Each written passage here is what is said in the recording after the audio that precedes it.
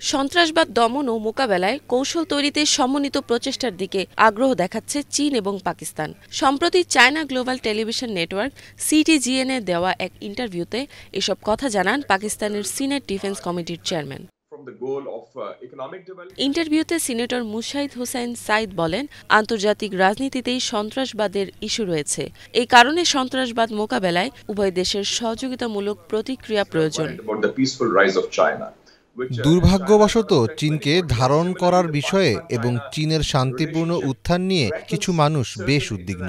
তবে চীন কারো জন্য হুমকি নয়। পাকিস্তান চীন সম্পর্ক কিছু আন্তর্জাতিক মহলে বিশৃঙ্খলা সৃষ্টি করে। বিশ্বের এই অত্যন্ত কৌশলগত অংশে আমরা দুই প্রতিবেশী দেশ ভূ রাজনীতির শিকার। তাই সন্ত্রাসবাদের মোকাবেলায় আমাদের সমন্বিত সহযোগিতামূলক কৌশল থাকা প্রয়োজন।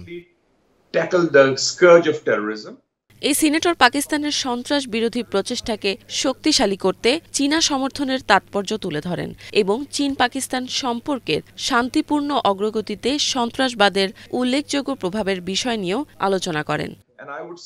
চীনের সমর্থনে পাকিস্তানের প্রচেষ্টাকে আরও শক্তিশালী করা উচিত। পাকিস্তানে একাধিক চীনা প্রকল্প রয়েছে হাজার হাজার চীনা কর্মী, বিশেষজ্ঞ, প্রকৌশলী এবং প্রযুক্তিবিদ। চীন পাকিস্তানের অর্থনৈতিক সম্পর্ক উন্নয়নের পথে বাধা হয়ে দাঁড়িয়েছে এই সন্ত্রাসবাদ। তাই উভয় দেশের এখন বাহিরেও একত্রে উদ্যোগ নেওয়া প্রয়োজন। আমরা জানি এই সমস্যার উৎস কী এবং সন্ত্রাসবাদের পুনরুত্থানের পেছনে কারা রয়েছে।